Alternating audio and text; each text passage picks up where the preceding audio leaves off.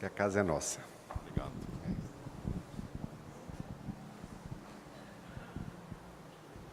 Boa noite para todos. Que Jesus, o amigo incondicional de nossas almas, permita-nos a todos a construção da própria paz. A doutrina espírita que todos nós sobejamente conhecemos, ela apresenta-nos facetas a serem estudadas. A desencarnação é uma delas, a tão falada morte, que alguns de nós batemos à mesa e dizemos, pelo amor de Deus, não toca no assunto. Falar da morte atrai, falar da morte é agourar a vida. Não toca nesse assunto, falemos de tantas coisas, menos da morte. Lê do engano.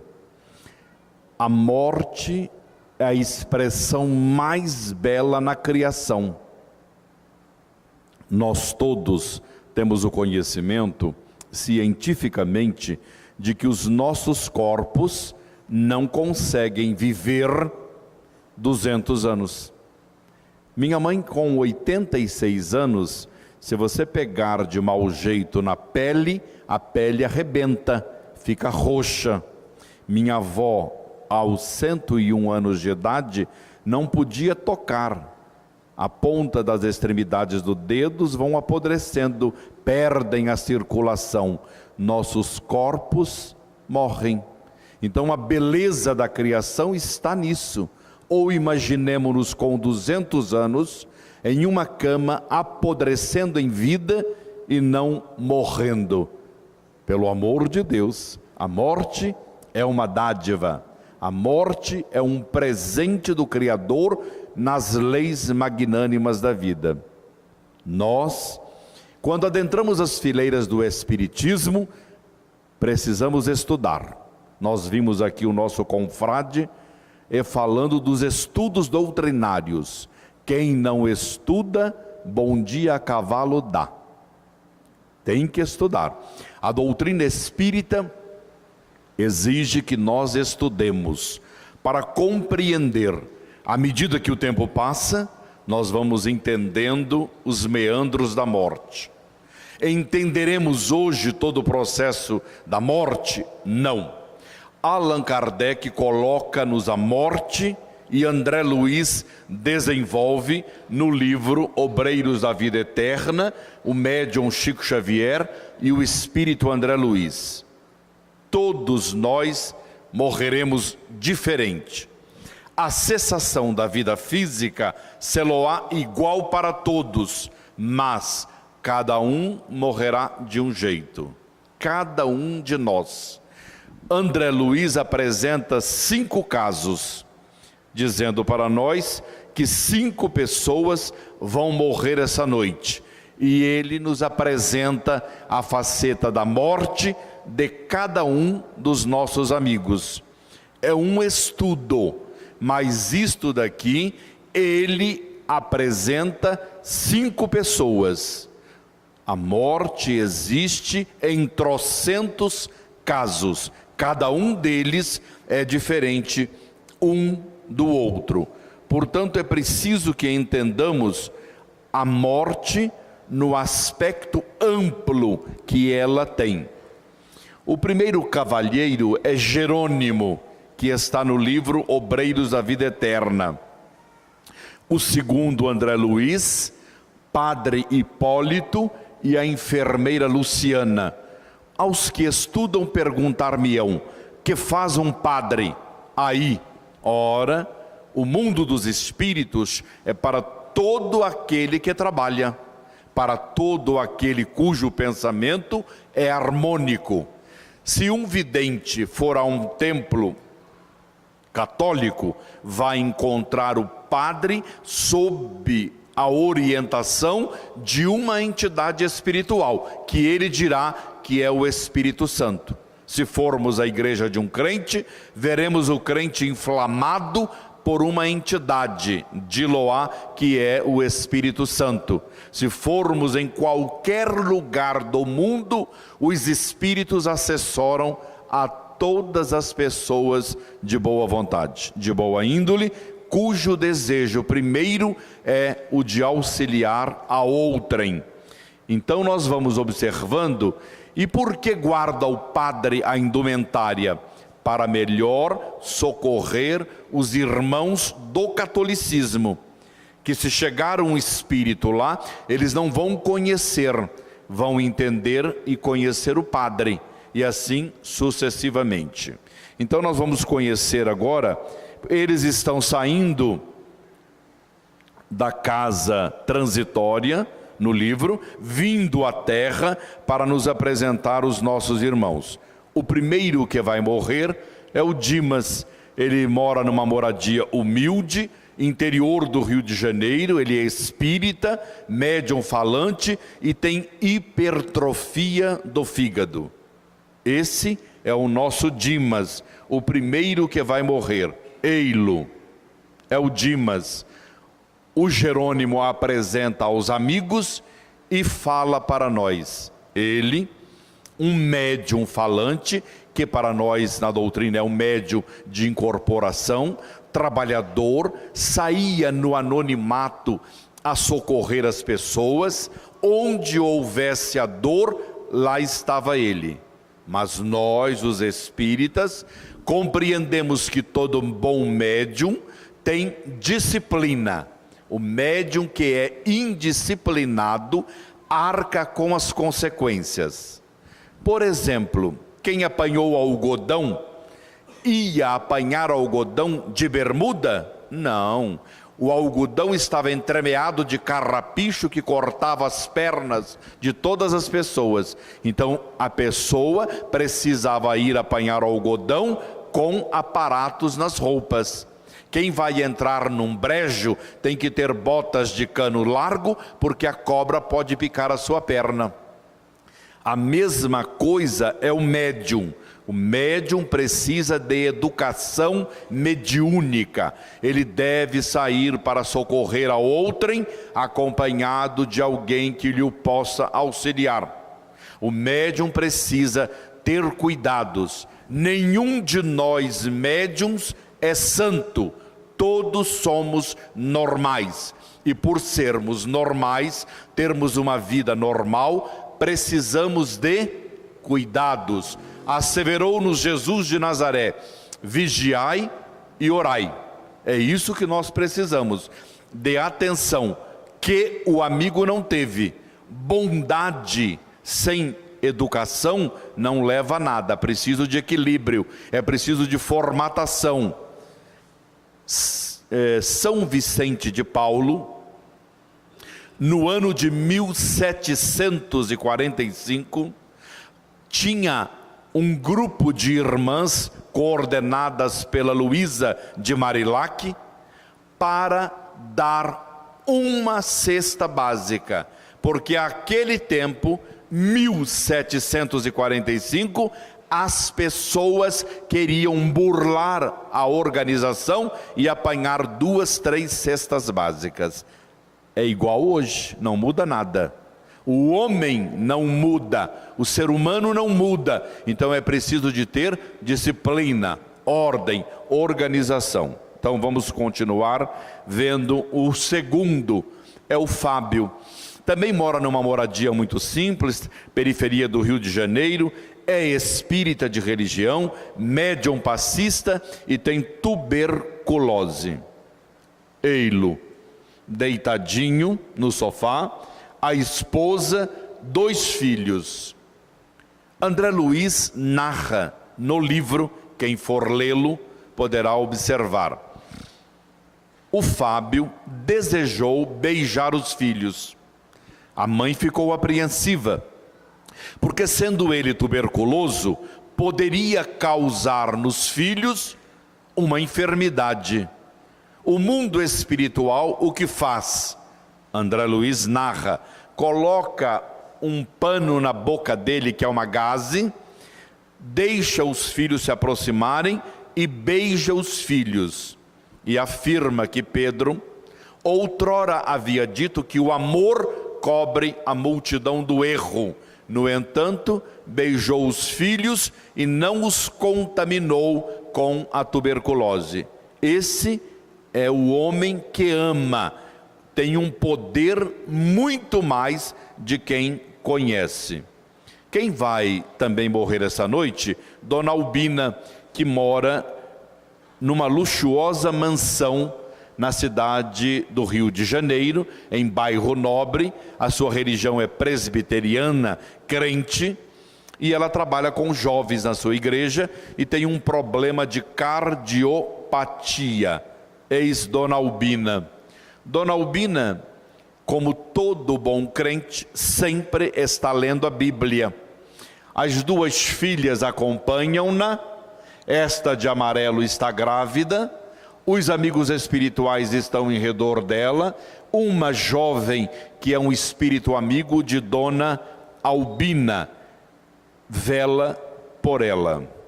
Agora, o senhor Cavalcante, ele não tem moradia definida, porque ele está internado no Rio de Janeiro, num hospital. A religião católica sempre prestou serviço à comunidade onde viveu e tem problemas digestivos. O nosso querido Cavalcante é esse primeiro aqui. Vedes o cavalheiro de barba? É o guia do Cavalcante. É ele que cuida do senhor Cavalcante. O André Luiz está tendo uma aula com o Jerônimo. O Jerônimo está dizendo a ele que o nosso amigo está com a enfermidade de gastrointestinal, no aparelho digestivo, com as sensações emocionais desequilibradas, porque logo no primeiro ano de matrimônio, a sua mulher o traiu, fugindo com outro homem. E ele a pôs fora de casa, maldiz a mulher, queria vê-la morta do que todas as outras coisas, não a perdoou, embora ela lhe pedisse o perdão, acabou odiando a mulher. E esta fora embora, caiu nas malhas da prostituição, entrou em desequilíbrio e veio a óbito. E ele tem a consciência atormentada, porque era religioso, o que é que nós aprendemos no centro espírita? Que é necessário perdoar não 7 vezes, mas 70 vezes 7, cada ofensa recebida, diz Emmanuel.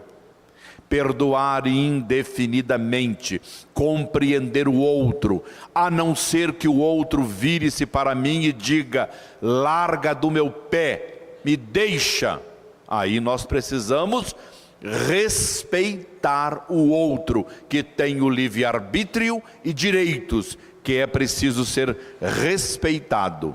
O cavalheiro que está ao lado, o André Luiz nos mostra, é um religioso, cujos pensamentos são maléficos, pensamentos sombrios, e os espíritos doentes vão à volta dele, têm acesso àquele doente. Lembremos-nos do Evangelho, capítulo 9, item 7. A dor é uma bênção que Deus envia aos seus eleitos. Não vos afligeis quando sofrerdes. Agradecei a Deus pelo contrário. Bendizei a Deus pelo contrário. Então toda enfermidade que aparecer em nós, e nós blasfemarmos, berrarmos, gritarmos, xingarmos, blasfemarmos, de nada terá valido o sofrimento. Para sofrer é preciso sofrer bem, como ensina-nos o Evangelho segundo o Espiritismo. Sofrer mal, reclamando, não nos liberta em momento algum. E então é o caso do cavalheiro. E nosso Senhor Jesus Cristo coloca para nós: onde está o teu tesouro, aí está o teu coração. Onde está o tesouro daquele homem? Na ignorância, na lamentação, no murmúrio. E isto não o leva a lugar algum, a não ser a bancarrota e ao desequilíbrio. E a última que vai morrer essa noite é a dona Adelaide. que também mora numa instituição no Rio de Janeiro. Religião espírita, presta serviço ao próximo há quase 80 anos e está com falência múltipla dos órgãos. Vamos ver a nossa amiga, Dona Adelaide, dormindo tranquila, enquanto o espírito Dr. Bezerra de Menezes a vem visitar. Uai, todo mundo recebe a visita dele? Não, tem que ter estofo moral, tem que ter condições, tem que ter amor. Quem é que saca do banco dinheiro sem ter? Ninguém, não tem como. Como é que vamos ter a visita de um espírito de alta envergadura moral que vem em socorro da humanidade?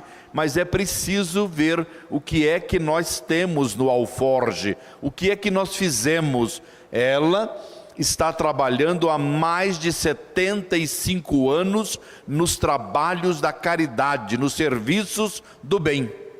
Já imaginou o que é dedicação completa que esta mulher fez?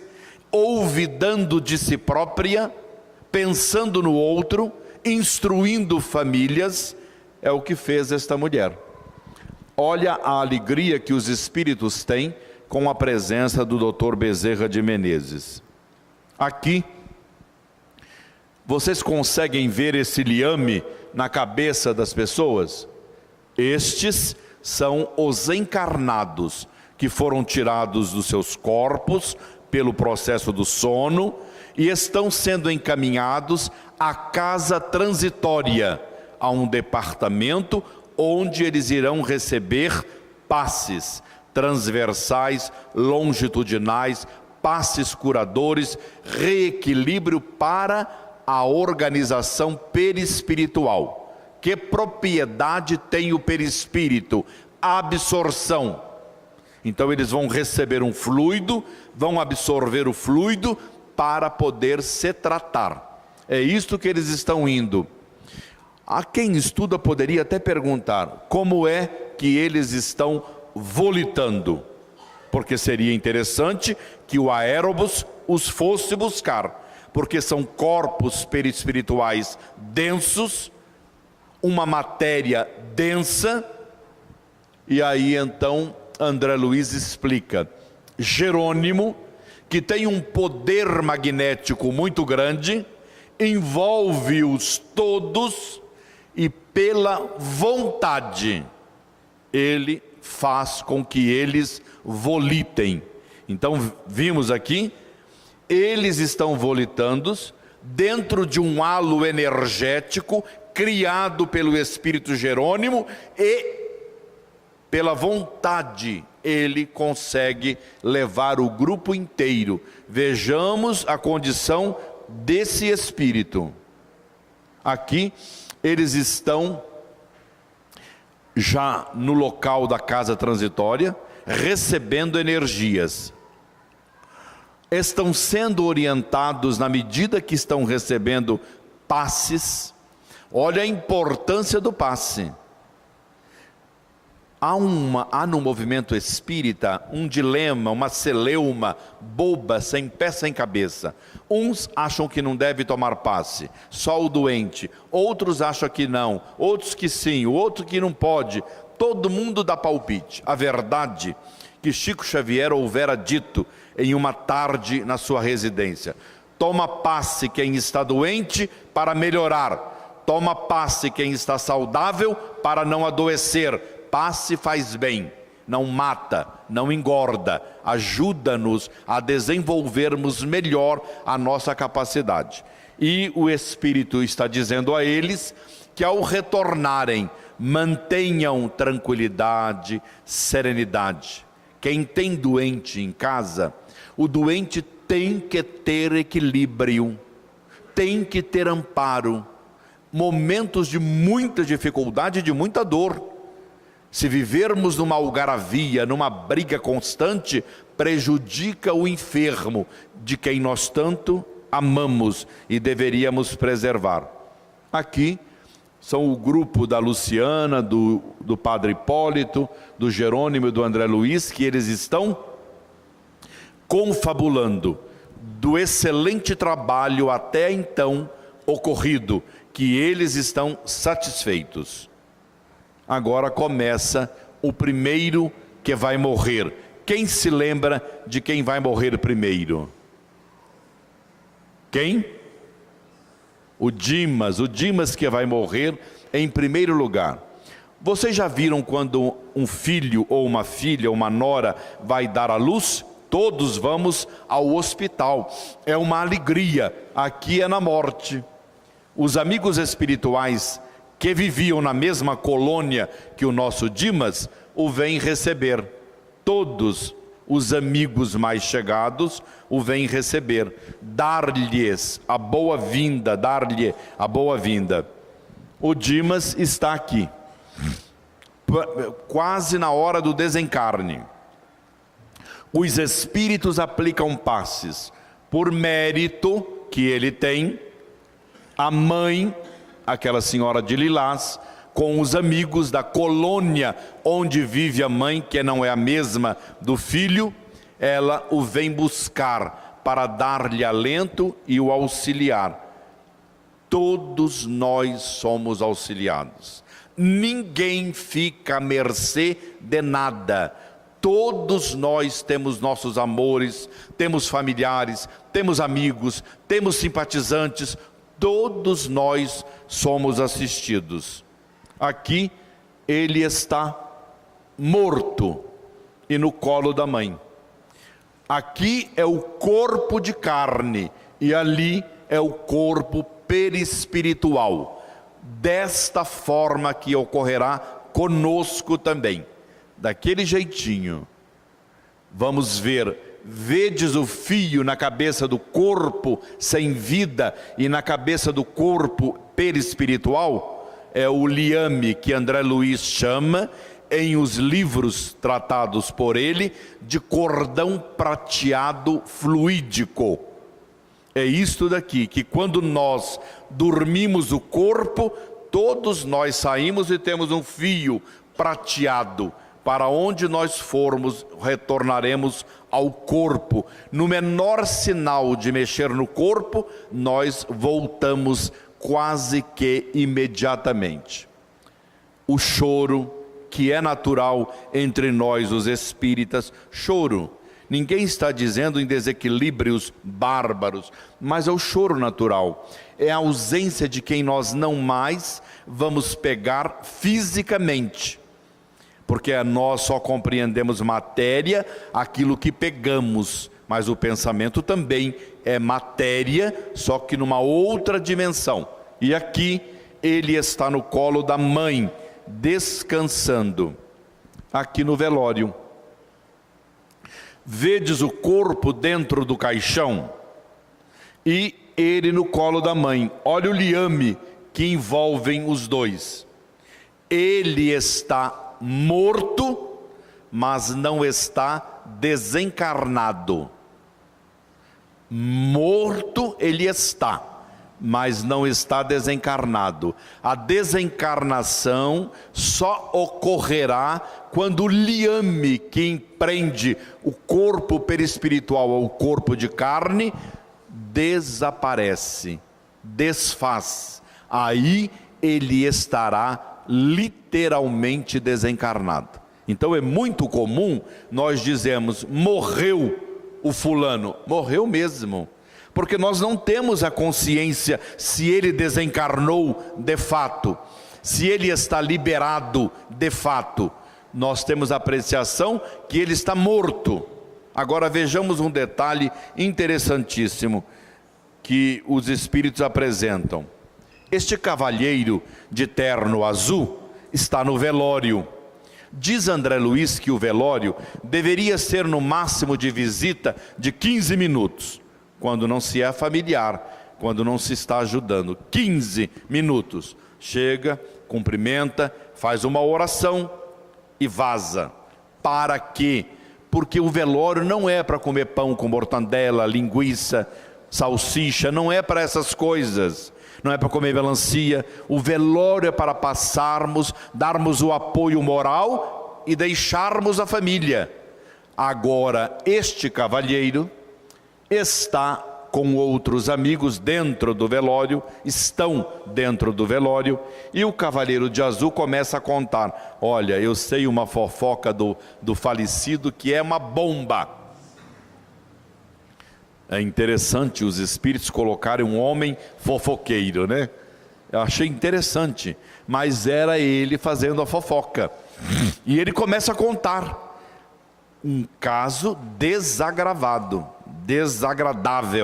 E aí então, ele, na narrativa do livro é assim: ai, passou a morte por mim. Ele leva um susto, mas ele estava falando dos espíritos doentes com os quais o Dimas tinha uma ligação.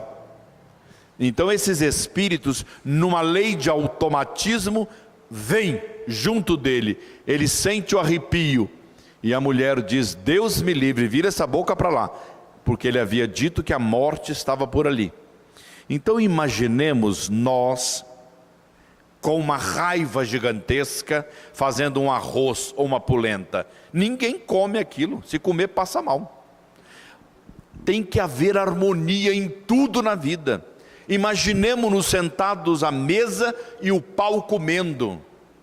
É melhor deixar a comida, não comer, porque faz um mal danado, desequilibra-nos a todos, porque nós estamos alimentando-nos com fluidos venenosos, que nos intoxicam e fazem mal à nossa saúde. Ah, é bobagem. Quebra o pau em casa e come, para ver a digestão que vocês vão ter, os problemas oriundos do desequilíbrio. É cabal. É preciso que compreendamos isso. Nesse momento que estamos vendo o corpo no caixão, o Jerônimo diz ao André Luiz, está no livro: veja como esse corpo está. O André Luiz diz: está muito bem, ele está viçoso, ele parece que está vivo, ele está vibrante. Pois é, agora venha ver. E ele desata, ou desamarra, ou corta, ou desfaz. O termo exato os espíritos não dão. E ele desfaz o liame que prende ao corpo. Vedes que ele acordou? Por que dormia ele? Porque estava vinculado a um corpo morto. Quando corta o liame, ele vem à realidade da vida. Ele posiciona outra vez, está sozinho. E nesse momento, o André Luiz diz: olha o corpo. O corpo começa a murchar, perde o brilho, perde a viçosidade e fica um cadáver pleno. Há o rosto pálido, murcha o corpo. Por quê? Porque o perispírito é vitalidade completa, é matéria numa outra dimensão de vida. Quando corta, ele fica parecendo um cadáver. Aqui no cemitério, palavras do livro Obreiros da Vida Eterna: de onde estava o corpo para chegar ao cemitério, os espíritos que estavam no cemitério começavam a gritar: lá vem mais um protegido, esse morto é protegido, nós não teremos alimento, porque os espíritos necessitados, doentes, presos à materialidade das coisas, espíritos que são usados pelos nossos irmãos na Umbanda, onde fazem os trabalhos, eles, vedes aquela nuvem aqui no meio? Isso é energia que os espíritos tiram dos corpos ou daquele corpo e joga para o universo. Quando eles fazem isto, os espíritos que estão nos muros gritam: lá se vai o nosso alimento, não teremos alimentos hoje, perdemos, o morto tem protegido. Nesse momento em que estão lá, o André Luiz, como ele é neófito, iniciante, ele sai. E ao ver aquela moça, vedes bem, o liame que a prende, o corpo está lá embaixo, sepultado, e ela está em cima da tumba. E ela repentinamente começa a gritar: moço, você, vem aqui, moço, vem aqui, eu preciso de ajuda. As minhas filhas choram, eu ouço, misericórdia, vem me ajudar, moço, por favor, me tira daqui. E o André Luiz vem, porque ele aprendeu a desatar o liame que prende, ele ia fazer. Jerônimo o adverte: não faça isto. A nossa irmã segue as leis de Deus. Ela está doente, tem uma enfermidade contagiosa. Se ela voltar para as filhas pelo pensamento, porque ela não sabe ir, mas o pensamento as atrai para as filhas. Livro Obreiros da Vida Eterna: as duas meninas podem ir a óbito, escrito pelo André Luiz, pela enfermidade que ela tem, pela doença que ela tem, até o ponto que as filhas ficariam enfermas e indo a óbito. Aqui é um outro caso. Vedes a cabeça dele, o corpo lá embaixo e ele sentado. Jerônimo fala para o André Luiz: ouça o pensamento dele, fixa a sua mente no pensamento dele. E o André Luiz fixa e começa a ouvir: meu dinheiro, cadê meu dinheiro? Desventurada mulher, ladrona, está roubando tudo que é meu. Os meus filhos são larápios, meu dinheiro.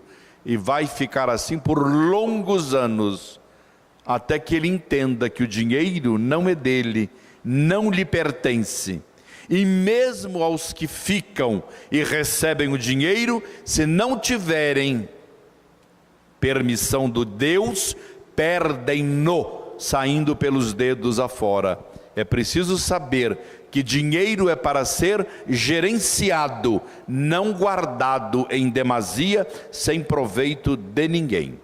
E aqui, o último slide dele, do nosso Dimas, ele está tendo um petit, está tendo um probleminha, um achaque, ficou nervoso. Sabem por que ele está nervoso?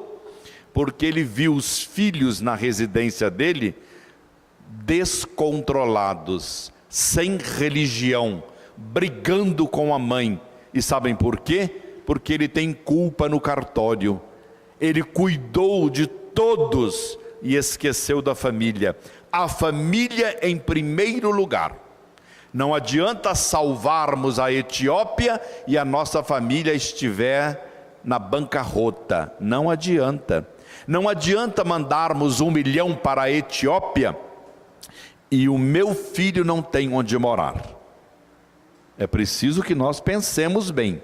É preciso ajudarmos. É preciso trabalharmos. Evangelização infanto-juvenil é para os nossos filhos. E a nossa casa, o semeador, tem evangelização infanto-juvenil, para que a criança aprenda, para que ela ganhe ensinamentos e incorpore na sua vida, para que amanhã nós não estejamos sendo amarrados e presos por estarmos dando chilique no mundo espiritual. Quem vai desencarnar agora? Quem se lembra? O Fábio vai morrer essa noite. As pessoas perguntam: os cachorros têm vidência? Não, animal não tem vidência. Quem tem vidência é o homem. E quando ele vê, é o espírito que se quer para ele mostrar. Combina o fluido do perispírito da entidade com o médium, e o médium passa a ver, porque o espírito deseja que ele veja. Cachorro não tem. Vê vulto? Às vezes vê um vulto, mas não define, não tem o perispírito formado, tem o princípio inteligente em formação. O animal não é médium, não é médium. Aí eles estão vendo uma movimentação, não sabem o que é. São os espíritos para buscar o nosso Fábio. O Fábio é um médium extremamente religioso. Ele sente a aproximação do guia, aquele senhor, pede o evangelho e começa a lê-lo. Ao momento em que ele está lendo o evangelho, ele sente o influxo da mão do guia e começa dizendo: meninos, eu vou me embora, a morte está chegando, vocês vão obedecer a vossa mãe, o culto do evangelho no lar, não esqueçam, é ela que vai comandar. Vocês estarão libertos o dia que tiverem maior idade e forem tomar conta de vossas vidas. Por ora, observem a orientação de vossa mãe, auxilia, e quando eu puder, eu voltarei para vos orientar. E ele está morto, no colo do guia, com o liame que o prende ao corpo, numa situação completamente diferente, e já vamos encontrá-lo na cidade da casa transitória, sentadinho, desencarnado, e a mulher o vai visitar. Olha o liame na cabeça dela, ela o visita, confabula com ele sobre os filhos, pede-lhe uma orientação e ele lhe a dá, dizendo que as crianças vão melhorar, é uma fase que eles estão passando. E eles trocam ideias, ela volta para o corpo felicíssima. Dona Albina, que vai morrer essa noite. Dona Albina é a senhora que é crente, tem 2 filhas e tem um neto de 9 anos, João. Aquela de amarelo está grávida. Dona Albina, como eu já vos falei, é uma mulher muito rica. O João renasceu com o intuito de fazer caridade com o dinheiro da avó. Ele será herdeiro do dinheiro da avó. Ele renasce conjuntamente com um plano com a irmã que vem vindo para auxiliar a pobreza da comunidade. Ele será crente, mas um crente altamente ligado às coisas espirituais, virá trabalhado. No momento em que o João ora pela avó, quando vai repousar, ele tem uma visão espiritual que a avó vai morrer. Ele começa a chorar e faz uma oração chamada por André Luiz de oração intercessória. Ele começa a orar pela avó, pedindo a nosso Senhor Jesus Cristo que interceda pela avó. Não que ela não morra, mas que agora ele precisa que a irmã nasça, que a mãe fique fora de perigo, porque a morte da mãe causaria na mãe dele, a morte da avó, causaria na mãe dele uma depressão, levando a óbito a criança. Por incrível pareça, a vida espiritual responde ao Jerônimo que a Dona Albina não morrerá esta noite. Eles vão fazer um trabalho de passes de tratamento, vão aumentar o calibre da veia coronária, esta veia que estava prestes para romper, eles vão duplicar a veia com o processo de efeitos físicos, recolhendo o fluido de todo o ambiente e tratando a Dona Albina. Então a Dona Albina, que morreria hoje, vai morrer daqui 6 meses, quando tudo estiver controlado e fora de perigo. Deus não quer a morte do pecador, mas quer que ele viva, e viva em abundância. É a mesma coisa que se dá conosco. Emmanuel tem uma mensagem espetacular: remuneração espiritual. Manda a lei que venha o cobrador. O cobrador chega na casa deste cavalheiro, apanha-o para cobrar a dívida, mas olha para ele e vê que ele é exímio trabalhador, vem de convite, auxilia na casa, é prestimoso servidor no passe, está pronto a auxiliar na caridade. Diz Emmanuel, manda a mesma lei adiar a cobrança e deixá-lo trabalhar por longo tempo a mais. Porque não é a morte que o vai ajudar, é a bênção de trabalharmos em favor de outrem, é a bênção de locupletarmos-nos pela bênção da alegria de servir, o prazer de servir. É isso que conta na vida de todos nós. Eis o Cavalcante. Lembrem-se do Cavalcante, que é católico, apostólico romano. O Cavalcante, ele está atônito. Vocês estão vendo o olho do Cavalcante, porque ele, sendo católico, disse aos espíritos: anjos bons, que alegria que vocês vieram, anjos bons, que bênção que vocês vieram. Eu preciso falar com a minha esposa, eu não sei onde ela está, mas eu precisaria dizer a ela que a perdoo depois de quase 20 anos. Eu tenho um remorso imenso na alma e não quero morrer sem pedir-lhe perdão. Por favor, tragam-na para mim, para eu pedir perdão a ela. Eila, tem um negocinho ali em cima que eu acho que eu bati a mão.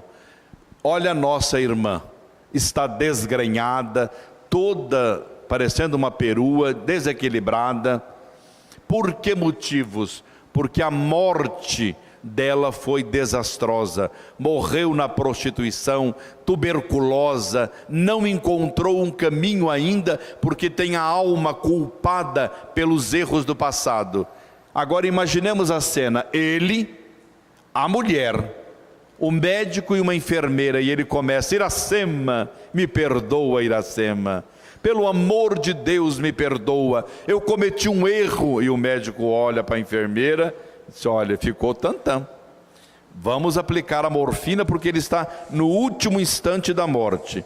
E eles aplicam morfina. Vedes o corpo de carne embaixo e o corpo perispiritual em cima. Há uma ala na medicina que diz que o indivíduo deve abster-se de psicotrópicos, de muitos calmantes, barbitúricos, deve usar o mínimo de remédio. Os nossos irmãos crentes abominam o remédio, não deixam tomar, porque dizem que o remédio é de Satanás.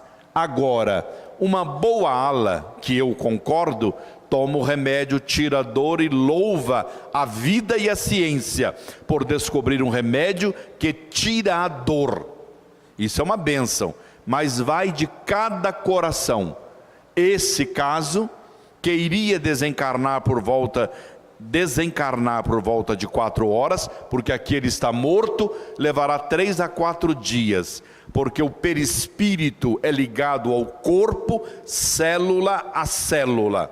Desta forma, ele vai ficar grudado, até que os espíritos técnicos em desencarnação façam esta operação, desligando o perispírito do corpo de carne. Ele passará por isso. Aqui está a nossa irmã Zenóbia. Dona Zenóbia é a diretora da casa transitória, onde tudo isso está ocorrendo. Dona Adelaide é quem vai morrer essa noite. O que é que foi fazer Dona Adelaide lá? Dona Adelaide foi dizer a ela: irmã Zenóbia, eu vim aqui porque ocorre um fator interessante. Os amigos da nossa casa, os instrutores, os nossos trabalhadores, vão no meu leito de dor, fazem um círculo, rezam e me aplicam um passe de meia em meia hora, e eu estou presa, não consigo sair. Eles cantam, eles choram, eles pedem que eu não morra, e eu não consigo deixar o corpo. Pelo amor de Deus, eu não dou mais conta, eu estou fragilizada. Eu queria a sua intervenção para o problema, porque eu estou cansada, não aguento mais. Dona Adelaide desabafou. Dona Zenobia ouviu e tomou uma providência. Veio a instituição no Rio de Janeiro, com a Dona Adelaide, deixou a casa transitória, tirou todo mundo do corpo. Todos esses cordões são de pessoas encarnadas. Tirou-as todas do corpo e começou o discurso. Queridos irmãos, vocês imaginam o que estão fazendo?